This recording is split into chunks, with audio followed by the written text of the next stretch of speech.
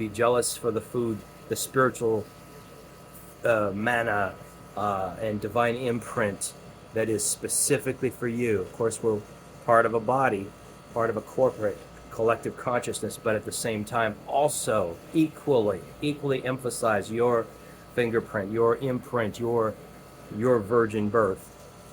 And I feel it now, feel it come now, the commissioning of the Spirit to send you in an upgraded way, to know when to shh and when to speak, to know when it's use much tact and wisdom and when it's to roar as a lion. Yeah, I feel that impartation happening here. Energy upgrade for sure. All right.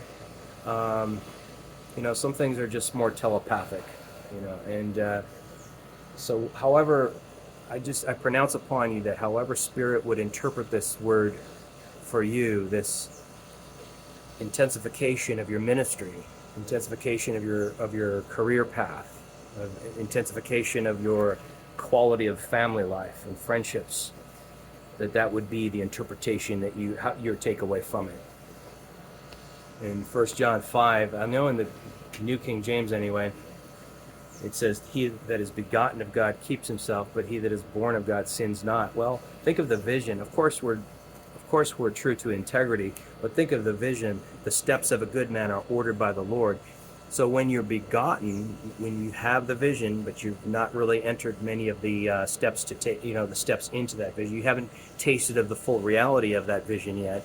You're begotten. You keep yourself. You keep your hope. You keep your hope alive. The scripture says when hope is deferred, it makes the heart sick. So you keep rising. Though a righteous man fall 7 times, the Lord upholds him. He will not be utterly cast down, says the Psalms.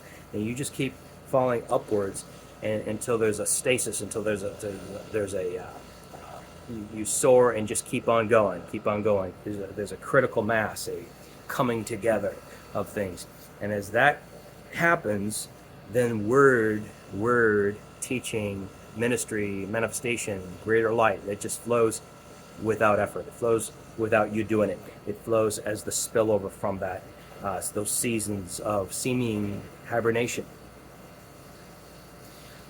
Psalms, it says, day unto day utters speech, night unto night utters knowledge. So this midnight of the soul seasons, or those winter seasons, is where night unto night utters knowledge. You're gathering heart knowledge of the heart, knowledge of the emotions, knowledge, not head knowledge, but knowledge of life experience. And day unto day utters speech. So you speak.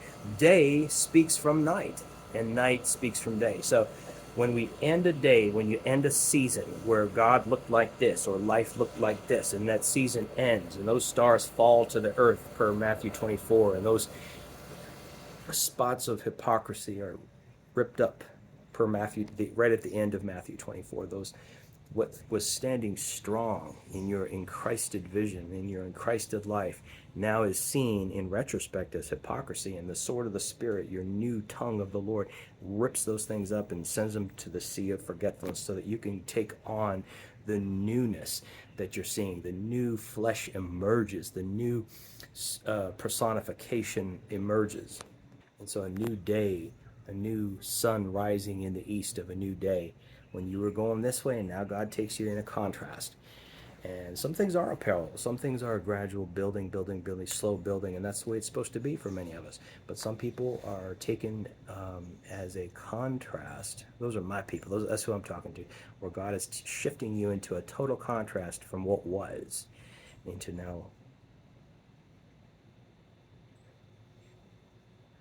There's the stillness, still presence of God. Let Spirit minister.